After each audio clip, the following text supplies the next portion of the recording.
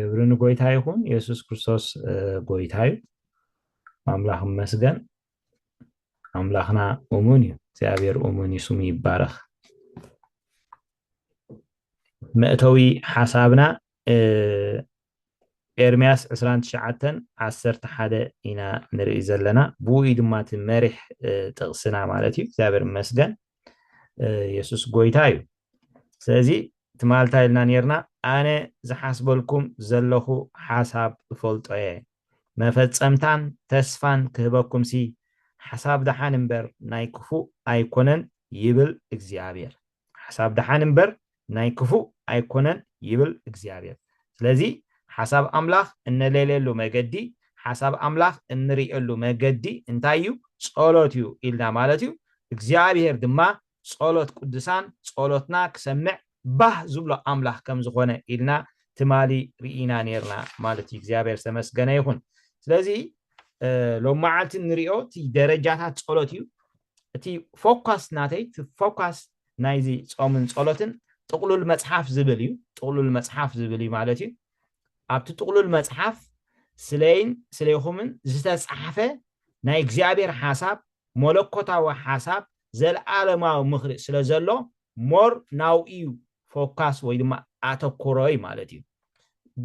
መጀመርያ ግን ክርዳእና ዘለዎ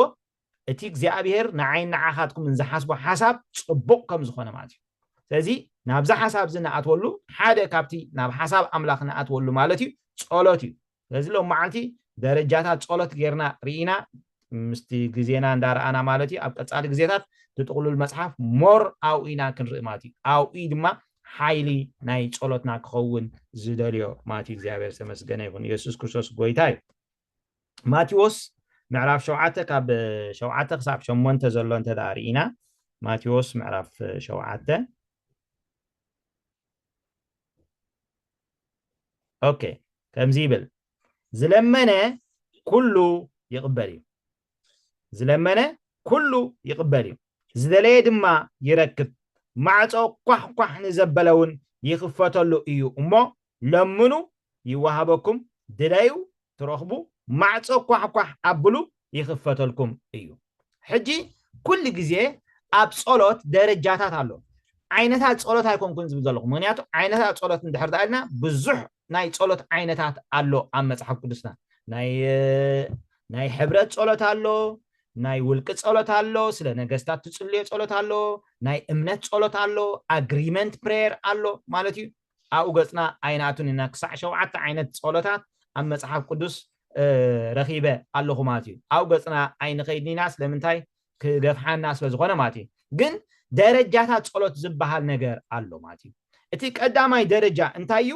ናይ ምልማን ደረጃ እዩ ምክንያቱ ለምኑ ይወሃበኩም ይልና እቲ ካልኣይ ደረጃ ናይ ምድላይ ደረጃ እዩ እቲ ሳልሳይ ደረጃ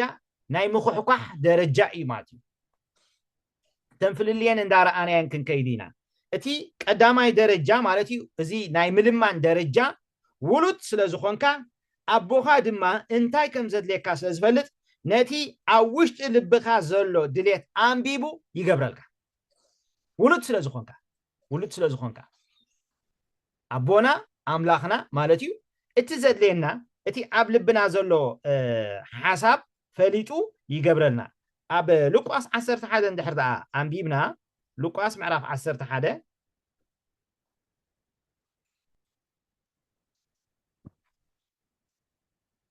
ሉቃስ ምዕራፍ 11 ካብ 9 ክሳብ 13 ዘሎ ኣነ ከዓ ዝልምን ዘበለ ይቅበል ዝደሊ ይረክብ ማዕጾ ኳሕ ኳሕ ንዘበለውን ይኽፈተሉ እዩ ራእይ ወንተን ደረጃታት ማለት እዩ ኩሉ ግዜ ሽዑ ለምኑ ክወሃበኩም ድለዩ ክትረኽቡ ኢኹም ማዕጾውን ኳሕ ኳሕ ኣብሉ ክኽፈተልኩም እዩ ብለኩም ኣለኹ ካባኻትኩም ከእንታዋይ ኣቦ እዩ ወዱ እንጌራ እንተለመኖ እምኒ ዝህቦ ወይስ ዓሳ እንተለመኖ ኣብ ክንዲ ዓሳ ዝተመንዝቦ እንታዋይ ኣቦይ እንታዋይ ወላዲ እዩ ደቅና ከይመፁ ከለዉ ዘይኮናን ዘድልዮም ኣብ ጣውላ ቀሪብናሎም ንጸንሕ እዚ ናይ ምልማን ደረጃ ትዝቐለለ ደረጃ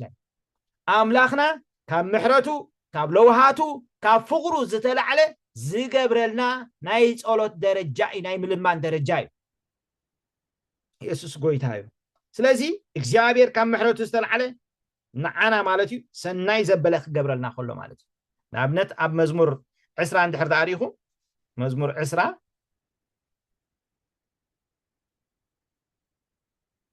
مزمور داويت معراف 10 تايلو زيابير بمعلت صبا يسمعها سمع أملاخ يعقوب لعلي بلكا كان مقدس رديتي سلدلكا كابسيون يدقفكا نمسوات بلعها زبل يذكره نمسوات محرار كاون يقبل له مسبله نتي لبخا زمنايو يهابكا ناي لبخا تمنيت كبكا خلو مالتي يسوس كريستوس غويتاي نمخرخا زبلون يفصمو ريهم اب لبخا زلو نيجر امبيبو ماتيو اب لبخا زلو نيجر امبيبو املاح كغبرلكا خلو ازي ناي ملمان درجه يبا اك ازي ساب لبا يالو غويتا اك نزس بقى ازي سمنه يلخو نتي لبخا زمنايو يهابكا يسوس كريستوس غويتاي مزمور 20 حدا كاخوم يلو والله مزمور 20 حدا فقد خلته تمنيت لبو هيبكايو لمانو خنافرون اي كلا كايو اف كملات لبي زارب يلنا له مصحف قدس لذين انت اب لبخا زلو بافكا تزاربو خلها እግዚአብሔር ይገብረልካ ባይዘወይ حواتي املاح امني املاح قرباي انا ز حاسبلكم زلكم حساب فولته مفصمتان تسفان كبكم سي حساب دحان برناي كفا ايكونن ريهم انت اب لبنا زلو حساب املاحنا فليتو نعانا ز حاسبو كله صبغي ጸሎትካ ሙሉስ እዩ ጸሎተይን ጸሎትኩምን ኣብ ሰማይ ስሙዕ ጸሎትናይን ጸሎትኩምን ዝዓክቶ የለን ግን ኣብ እንታይ ዓይነት ደረጃ ናይ ጸሎት ንጽሊ ኣለና ክንፈልጦ ግን ሰናይ ነገር ይማት እግዚአብሔር ተመስገነ ይሁን ስለዚህ አምላክና ንዓና ዝሓስቡ ኩሉ ግዜ ሓሳብ ሰናይ ሓሳብ ጽቡቕ ያዕቆብ 1:17 ያዕቆብ ምዕራፍ 1:17 ተዳንቢብኩም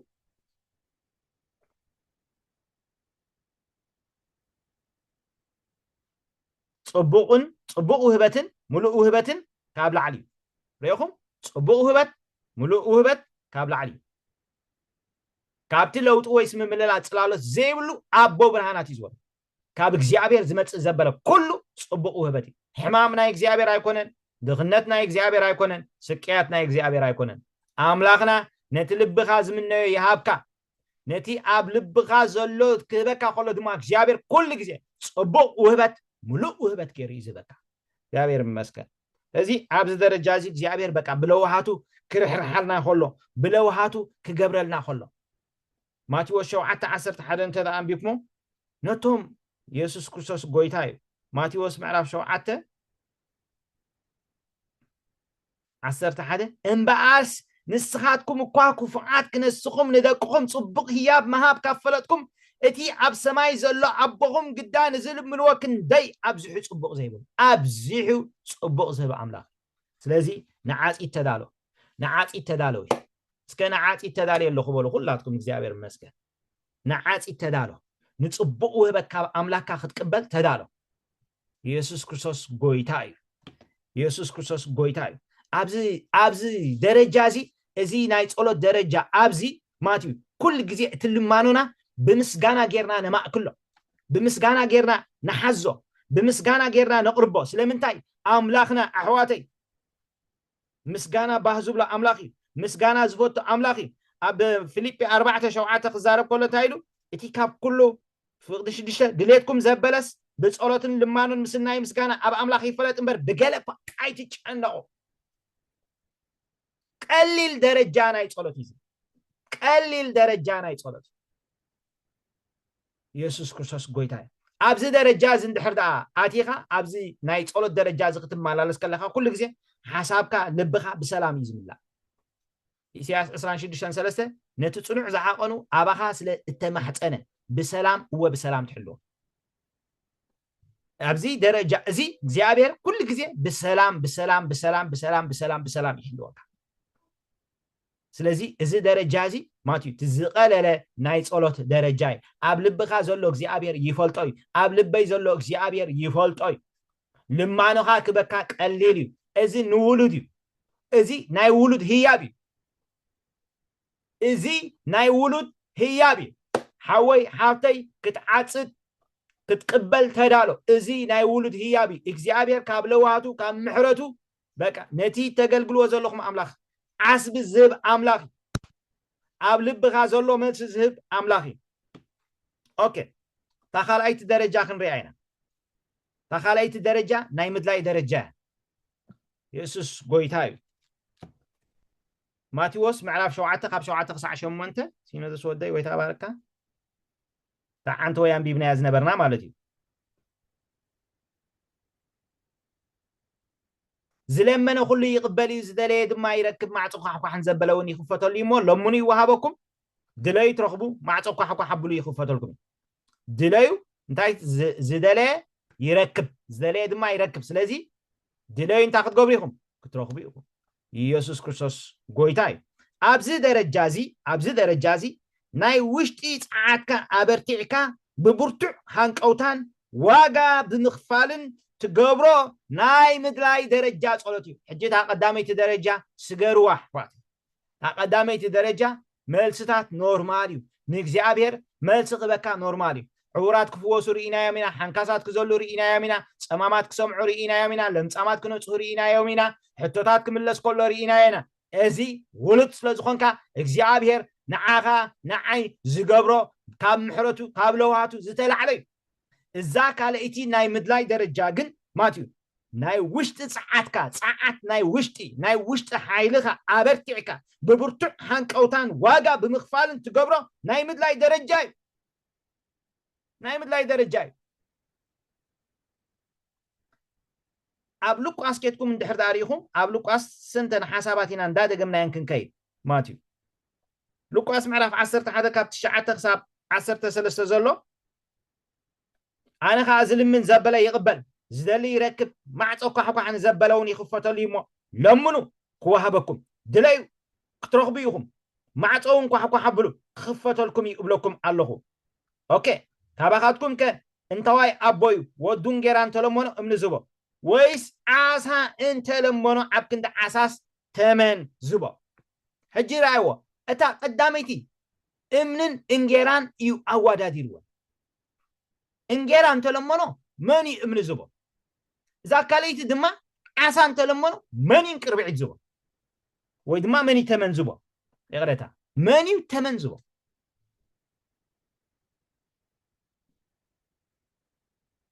ከምቲ እምኒ ኣብ ኩሉ ቦታ ዝርከብ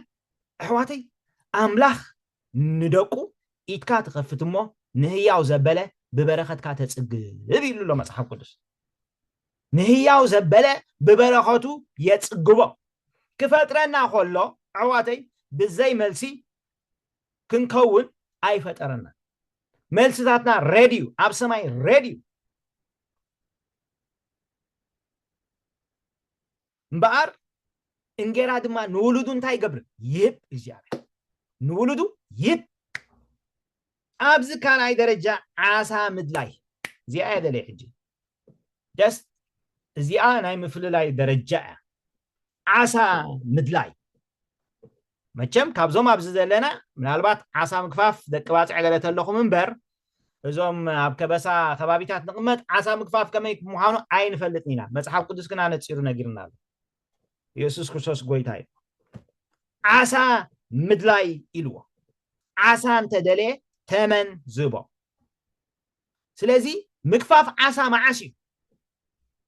ምግፋፍ ዓሳ ብለይቲ እዩ ምግፋፍ ዓሳ ወቅትን ሰዓታትን ምሕላው የድልየካ በዓል ጴጥሮስ ንግሆ መርበቦም ክሓፅቡ ምፀንሕዎ ንጎይታ መርበብኩም ናብቲ ዕሙቕ ዝበለ ደርቢዎ ምስ በሎም ጎይታ ሙሉእ ለይቲ ክንደሊ ሓዲርና ሉቃስ ምዕራፍ 5 ኣለኩም ሙሉእ ለይቲ ክንደሊ ሓዲርና ግናኸ ሓንቲ እኳ ኣይሓዝናን ከም ቃልካ ወይ ድማ ብቃልካ ግና ንመርበብና ንድርብዮ ሪኢኹም እዚ መለኮታዊ መልስታት ዘምጽእ ጸሎት እዩ እንታይ ግን የድልየካ ብለይቲ ኢልዎ ኣሎ ወቅቲ ምሕላው የድልየካ ሰዓታት ምሕላው የድልየካ ብለይቲ ስለ ዝኾነ ናይ ድቃስካ ዋጋ ምኽፋል የድልየካ ናይ ምድላይ ደረጃ ጸሎት ዋጋ ከፊልካ ተምጾ መልስታት እዩ ባይዘወይ እግዚአብሔር ዋጋ ክንከፍል ይጽበየና if you don't pay the price you cannot win the prize ዋጋ እንተ ዘይከፈልካ ክትዕወታይ ትኽእልኒኻ መንፈሳዊ ዓለም ዕዋተይ ናይ ዝዳፉ ሰባት ኣብ ከምዛ ዓይነት ጾምን ጸሎትን ወይ ድማ ኣብ ከምዛ ዓይነት ፕሮግራም ክትኣቱ ከለኻ ተዳፊኢኻ ተጋፊጥካ መልስታት እትስሕበሉ ካብ መንፈሳዊ ዓለም ዳውንሎድ እትገብረሉ ሓደ ጾምን ጸሎትን እዩ ብሩኻት ኣሕዋት ስለዚ ዓሳ እንተደለየ ተመን ዝቦ ተመን ኣብ ኩሉ ቦታ ይጸንሕ ንመቸም ተመን ስፍራታቱ ፍሉጥ እዩ ተመን ኣብ እምኒ ኣብ ዝተኣከቦ ቦታ ይጸንሕ ወይ ድማ ኣብ ምድሪ ጉድጓድ ክዒቱ ታሕቲ ይጸንሕ ስለዚ ንተመን ከተውፅኦ እንድሕር ኮንካ ንኣብነት እምኒ ክትፈናቅል ኣለካ ካብ ጉድጓድ ከተውፅኦ ኮንካ ድማ ክትኩዕት ኣለካ ልክ ዓሳ ድማ ወቅቱን ሰዓታቱን ሓሊኻ ድቃስካ ዋጋ ከፊልካ በዓል ጴጥሮስ ስቂሉ ኮንን ጎይታ ገፈፍቲ ሰብ ክገብረኩም ኢልዎ ስለዚ ኣብዚ ደረጃ እዚ ኣብዚ ናይ ምድላይ ደረጃ ታርጌት ጌርካ ምጽላይ የድልየካ ታርጌት ነቲ ጥቕልል መጽሓፍ ኢለ ዝምህረኩም ድሓር ንዑ ታርጌት ጌርና ኢና ክንጽሊ ኣብ ውልቃዊ ህይወትና ይኹን ኣብ በሓባር ኮይና ማለት እዩ ንዑ ታርጌት ጌርና ኢና ክንጽሊ ምክንያቱ ኣው ዝሓዞ ጸላኢ ስለ ዘሎ ንሱ እዩ ዝልቀብ ብዛዕባ ጥቕልል መጽሓፍ ዲቴይል ክንሪኦ ኢና ኢየሱስ ክርስቶስ ጎይታ እዩ ስለዚ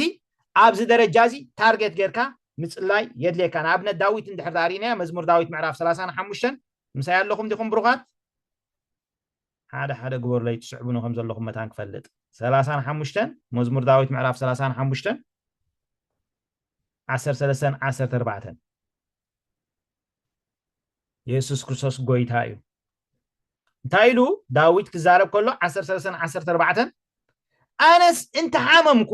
ከሊ ተኸደንኩ ንነፍሰይ ብጾም ቀጽዓክዋ ርእሰይ ኣድኒነ ጸለይኹ ፈታዊየይን ሓወይን ከም ዝነበረ ገይረ ተመላለስኩ ብወላዲቱ ከም ዝበኪ ደኒነ ሓዘንኩ እንታይ ታርጌት ናይ ዳዊት እቶም ዝሓመሙ ክፍወሱ ታርጌት ራይዎ ፎከስ ጌርካ ኢኻ ትጽሊ ኣብዚ ደረጃ እዚ ብትኹረት ኢኻ ትጽሊ ኣብዚ ደረጃ እዚ ብምስትውዓል ኢኻ ትጽሊ ኣብዚ ደረጃ እዚ ዋጋ ከፊልካ ኢኻ ትጽሊ ዋጋ ከፊልካ ተምጾ መቸም መዓል ክንደይ ጥዑም ከም ዝኾነ ፍሪዩ ጥዑም ከም ዝኾነ ዋጉ ጥዑም ከም ዝኾነ ብሩኻት ኣሕዋተይ ኢየሱስ ወዲ ኣምላኽ ዓቢ እዩ ኢየሱስ ወዲ ኣምላኽ ብሩኽ እዩ መዝሙር 69 እውን መዝሙር 69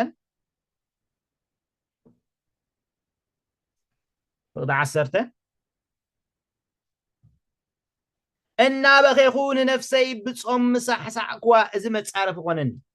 ኢንፋክት እንታይ ማለት እዩ ታርጌት ጌርካ ክትጽሊ ከለኻ ማለት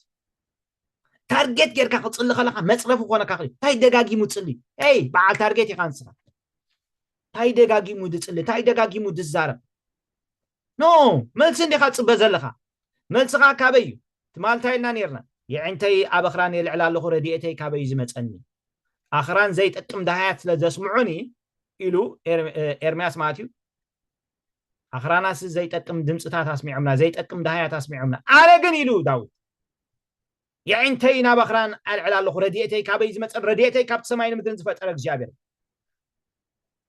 ረድኤተይ ካብ ላዕሊ ስለ ዝኾነ ትኹረተይ ጸሎተይ ኩሉ ናብ ላዕሊ ብዙሕ እዋን ነቲ ኣብ ማቴዎስ ምዕራፍ 6 ዘሎ ኣሕዛብ ብምብዛሕ ዘረቦም ዝስምዑ ስለ ዝመስሎም ብምድግጋማይ ብምብዛሕ ፍረ ዘይብሉ ቃል ማለት እዩ ፍረ ዘይብሉ ዘረባ እንፋክ ከመይ ጌርና ፍረ ከም ዘለዎ ንገብሮ ጸሎትና ክንሪኦ ኢና ብናይ መንገዲና ኣብ ቅድሚ እግዚኣብሔር ኣብ እዛኑ ከም ዝስማዕ ክንገብሮ ክንሪኦ ኢና ግን ኩሉ ግዜ ክትጽሊ ከለኻ በዓል ታርጌት ኮንካ ክትጽሊ ከለኻ ማለት እዩ መጽረፍ ኮነካ ኸዲ እናበኺኹ ንነፍሰይ ምስ ኣሕሳእክዋ ዳዊት ራይዎ በዚ ናይ ጾም ብዙሕ ዋጋ ዝኸፍል ነይሩ ዳዊት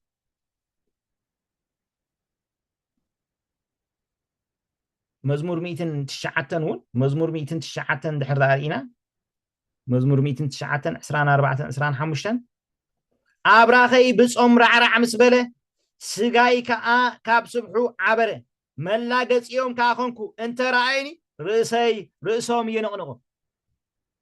كساب رع تبل واي ملسخا كاب لعلي ملسخا كاب لعلي يعقوب رع عندابله ندق ود باريخ وملكوتاو ነገር ኣብ ልዕሊኦም ኣቐሚጡ ኸይዱ ዮሴፍ ንምናሴን ንኤፍሬምን ኣምፃለይ ንሳቶም ድማ ናተዮም ያዕቆብ ኣብ ኣንፍ ቦትሩ ተመርኪሱ ንደቂ ዮሴፍ በእምነት ባረኾም እዚ ናይ ምድላይ ደረጃ ሕዋተይ ዓሳ ኢሉ ኣያጣቕዓልካኒ መለኮታዊ ምርሒት ሒዝካ ትፅልዮ ጸሎት ካብ መለኮት መልስኻ ከም ዝኾነ ኣተኲርካ ትፅልዮ ጸሎት ኣብራ ኸይብጾም ራዕ እናበለ ኢየሱስ ወደ ኣምላኽ ጎይታ እዩ ኢየሱስ ወደ ኣምላኽ ጎይታ እዩ ስለዚ ምድላይ ማለት ኩለንትናኻ ዝቆጻጸር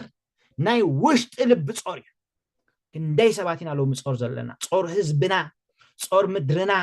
ጾር ደቅና ጾር ሓዳርና እዚ ትኹረት ዘድልዮ ጸሎት እዩ ሸፈፍ ኢልካ ትሓልፎ ጸሎት ኣይኮነን እቲ ክትጽልዮ ትደሊ ኸማን ጽሓፎ ትኹረትካ ኣርእዮን ጎይታ ሓሳብካ ግለጸሉ ንጎይታ ቀዳማይ ጴጥሮስ 5:7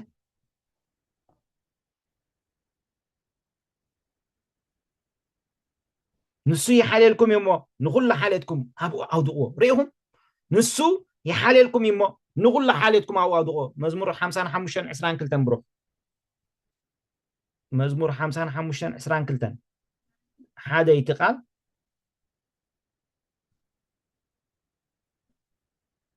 ጾርካና ብእግዚአብሔር ደርብዮ ንሱ ክትግፈካይ ንጻድቕ ሰንከልከል ክብል ኮቶ ኣይሓድጎን ኣብዚ ናይ ምድላይ ደረጃ ንጻድቕ ሰንከልከል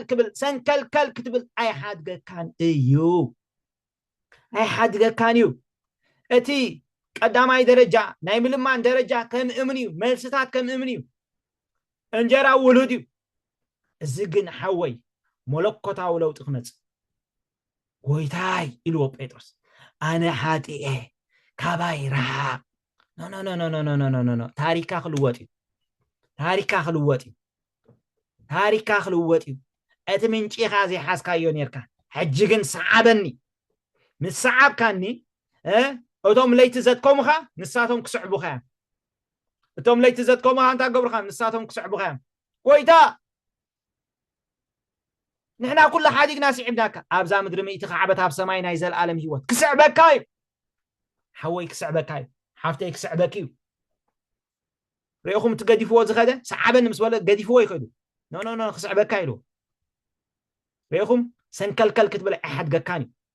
ትኹረትካ ዝድርባ ኣምላኽ ኣይኮነን ጸሎትካ ዝጉሑፍ ኣምላኽ ኣይኮነን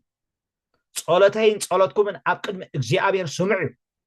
ሎሚ መልሲ መፀን ማለት ኣይተሰምዐን ማለት ኣይኮነን ኣይቴልዩ ሎሚ መልሲ መፀን ማለት ኣይተሰምዐን ማለት ኣይኮነን ዲቴይል ክንሪኦ ኢና ጀኹም መዝሙር 68:19 እግዚአብሔር ይባርክ ነን መዓልቲ ጾርና ይጽውራሎ ንሱ አምላክ ምድሃና እዩ ሴላ ነን መዓልቲ ጾርና ይጽውራሎ ነን መዓልቲ ጾርካ ይጽውር ነን መዓልቲ ኢየሱስ ወደ አምላክ ጎይታ እዩ ኢየሱስ ወደ አምላክ ዓቢዩ ስለዚ ናይ ምድራይ ደረጃ ጸሎት ኩለንትና ከተቆጻጽሩ ሓሳብካ ድሌትካ ኩሉ ጥርኑፍ ኮይኒ ካትማላለስ ጥርኑፍ ነትትንክፍ ኣይተብሎን ኢኻ ንጹሪ ትኹረት በዓል ትኹረት እንዲኻ ፎካስ ኣለካ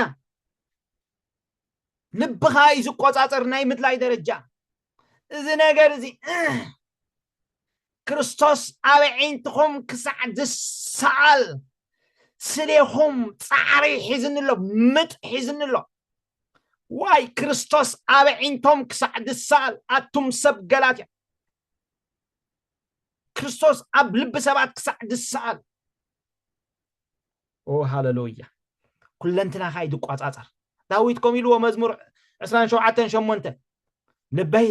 ኣብ ክንዳኻ ኮይኑ ንገጸይ ድለይዎ ይብለኒ ኣሎ ወእግዚአብሔር አንጊሄ ንገጽካ እደልዮ እንዮ መዝሙር 27:8 ሃሌሉያ ልበይ ኣብ ክንዳኻ ኮይኑስ ንገጸይ ድለዮ ይብለና ኣሎ ወእግዚአብሔር ንገጽካ እደልዮ እንሆ በቃ ትልቡሲ በቃ ናይ አምላኽ ነገር ስለ ዝተቋጻጸሮ ማቲዩ ኣብቲ ፍቅዲ 4 እንተሕር ዳሪኹሞ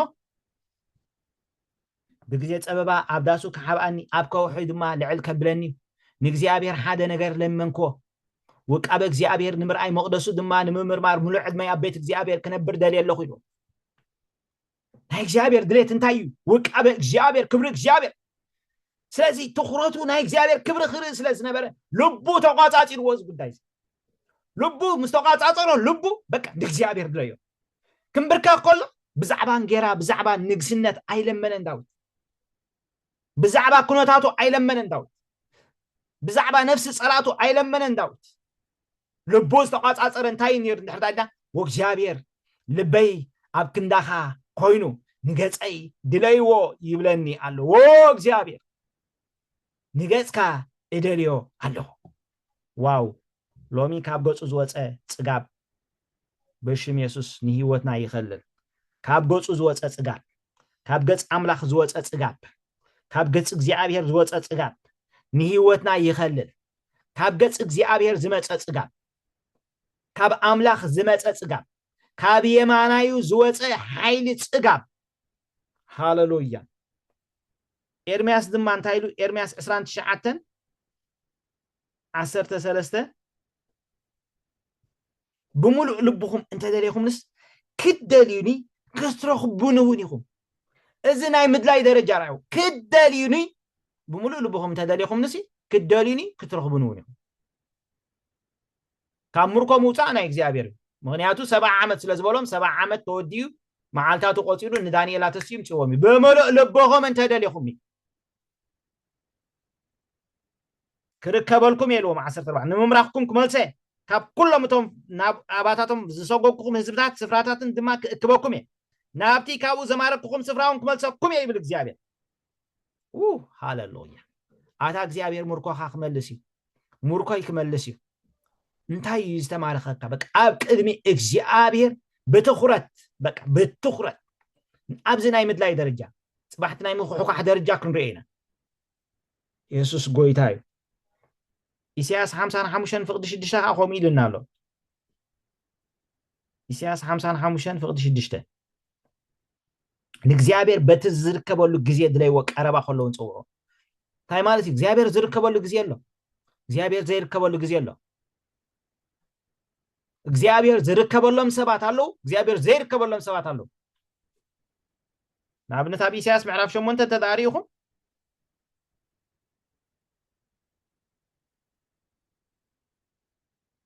አነስ ነቲ ካብ ቤት ያዕቆብ ገጹ ዝሐበ አምላኽ እንታይ ይገብር ኣለኹ ንዑደል ኣለኹ ንመን ነቲ ኢሳያስ 8:17 አነስ ነቲ ካብ ቤት ያዕቆብ ገጹ ዝሐበ እግዚአብሔር እጽበ ብውን ተስፋ ይገብር ኣለኹ አምላኽ ገጹ ዝሐበሉ ጊዜ ኣሎ ማለት እዩ አምላኽ ዝርከበሉ ጊዜ ኣሎ አምላኽ ገጹ ዝሐበሉ ጊዜ ኣሎ ኢየሱስ ክርስቶስ ጎይታ እዩ ነዚ ገጹ ዝሐበ አምላኽ ግን ከመይ ጌርና ኳሕኩሕና ከም ንኸፍቶ كفت كم نبلا دما صباح كن رينا يسوع ود أملاك بروخي سلازي تخرج زلوا صلاتنا نصلي آمين إذا تصومن صلاتنا إذا فلوي كم تزحلف تصومن صلاتنا يكونا إذا fasting for focus بقى focus جركا تصلي له صلات انتي تخرجك انتي دليتك انتي حطك تخرج إلسا نبي إلياس انتي نيو أتوم دك نبات أب كلاي نجست معرف قلت لكم بملو التاريخ ده رام بيكم توم دك نبات ناب إلسا أمام ما تيم تايبلون يرم قويتها كابرس خا خمدوست تفلده أنا فريت له سقط رحبه أبزز خدا جيل قال تخدا خمو بيتيل تخدا خمو ياريكو تخدا كمو يردانس بتيه إلياس يلوه تايق قبر الكلام من مصوله تابع زلو قبي قبات قبل علي عزفيهم تابع زلو منفس قبل علي عزفيهم انت رأى خاني تخرت ناي إلسا أبينيرو ني إلياس محلاو تخرت زلو أكايدا يزغيني سقط رحبولو إلياس سلسة قزي يفتينو أبزيصنح نو عايزنح ليه ክትከይድ እንዳሰማዕኹ ኣይጸንሕኒ تزخفلو واقع رأيو ناي مدلاي درجة واقع يخفلكاي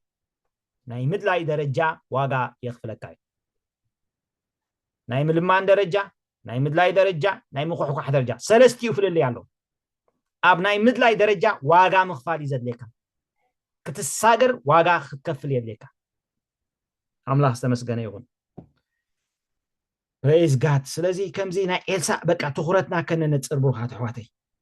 تخورتنا نتصر كهول انتي يحطنا نتصر كهول እግዚአብሔር ተመስገነ ይሁን ሃሌሉያ ወእግዚአብሔር ጎደናታትካ አፍልጠኒ መገድታትካ መሃረኒ መዝሙር 25:4 ወእግዚአብሔር ጎደናታትካ አፍልጠኒ መገድታትካ መሃረኒ መገድታቱን ሙሴ ተአምራቱን ለደቂ እስራኤል አርአዩ ተአምራት አጽኒዑ አየምብረካኒ ተአምራት ጽቡቂ ፈውስ ጽቡቂ ናብ አምላኽ የጠምተካዩ አምላኽ ከም ዝገበሮ ንግዚ ዕልል የብለካዩ ኖ ደቂ እስራኤል ተአምራቱ ስለዝራዩ ኣብ ምድረ በዳ ተሪፎም እቶም ተአምራቱ ዝራዩ እቶም ኢድ አምላኽ ዝራዩ ኩሎም ኣብ በረኻ ክሳዕ ዝውዱ 40 ዓመት ኣኸብለሎም እቶም ንእግዚአብሔር ዝፈለጥዎ ግና እቶም ኣጸቢቕና ንኽእላይና ዝበሉ ግና ካሌብን ኢያሱን ንሳቶም ግን ወሪሶም እዮም እቶም መገድታት አምላኽ ዝፈለጡ አምላኽ ሂብናዩ አምላኽ ከውርሰናዩ አምላኽ ምሳናዩ ዝበሉ ሰባት እዚ ሕዋቴ ንበዓል ካሌብ ዋጋ ክፊልዎም የስ በእምኒ በዳርባ እምኒ ገይሮም ክቀትልዎም ክደልዩ ከለው ካብቲ ዝተበገስዎ ሓሳብ ካብቲ ዝተበገስዎ መገዲ ግን ኣይተመልሱን ካብቲ ዝኣመንዎ እምነት ግን ንድሕሪት ኣይተመልሱን ካሌብ ባርያይ ፈጺሙ ንእግዚአብሔር ስለ ዝሰሓበ ናብታ ርግጽዋ ዝነበረ ምድሪ ናብታ ክስልያ ኣትይዋ ዝነበረ ምድሪ ኣብኣ ከኣትዩ ከውሩሰካ እግዚአብሔር رأيكم بتأمرات عين نبرنينا እግዚአብሔር لعلي تأمرات እግዚአብሔር لعلي تأمرات زقرم نجر لو ما عالت قبل بين حدا نجر يمالالس نيرو እግዚአብሔር تأمرات انت زي جبره كمان تأمرات آمين እግዚአብሔር تأمرات انت زي جبره كمان تأمرات سلمتاي تأمرات لمادو سلازخون تأمرات كي جبره سق بل سلازيكل تأمرات كي جبره سق بل سلازيكل تأمرات انت زي جبره كمان تأمرات حوي حبتي جن تأمرات كجبري እግዚአብሔር هاللويا سلازي واغان داخفل كاخت كيت كلخا حيلخا እንዳተሐደሰ ይዝኸይ واغان داخفل كاخت كيت كلخا حيلخا እንዳተሐደሰ ይዝኸይ ኢሳያስ 4 ካብ 29 ክሳብ 31 ቶም ንእግዚአብሔር ዝጽበዩ حيلهم ከም ንስሪ ይሕደስ ይልናሉ ንእግዚአብሔር ዝጽበዩ አግባዚ ደክሙ አግባዚ ይሕለሉ ቶም ንእግዚአብሔር ዝጽበዩ ግና حيلهم ከም ንስሪ ይሕደስ ሃሌሉያ مزمور 103 فقد حمشته نزلتكي بصبق نجر تتصقبي نسنتكم كم نسر تحدث نسنتكي كم نسري تحدث مزمور 84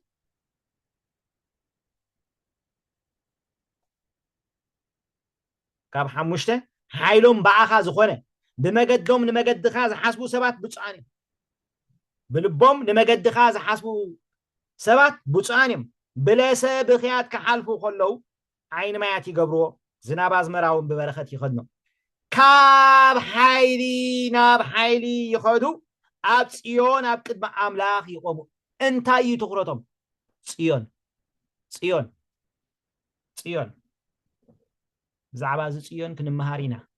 افر قدما زمسكرو لكم ነገር አለኒ تخرطهم انتايو ناب صيون مبصح تخرطهم انتايو كبر املاح مرأي سلازي بلا سابخات اندا بخيو خود خلوسي واو زناب ازمرا يخد محواتي زناب ازمراس ببرخت يخدن نبعاتهم سي زناب ازمرا يخو زناب ازمرا انتايدي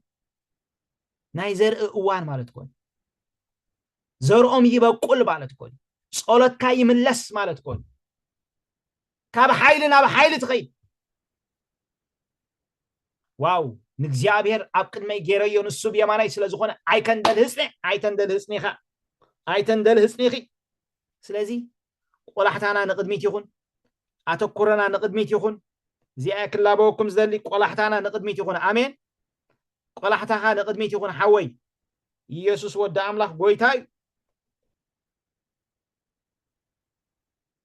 عينتها كنيعن يرأيا قلحتها ونقدميت يتأمتا إلو عينتها أنت يقبرا سابوتيا لا كراتو باقاش كنيعن يرأيا قلحتها ونقدميت يتأمتا هاللويا ونفسي بحيل نقدميت قسقس برواسك حجي زيابير مسكن ونفسي بحيلي نقدميت قسقسي ونفسي بحيلي نقدميت قسقسي قلحتها نقدميت قبر لومي قلحتها نقدميت قبر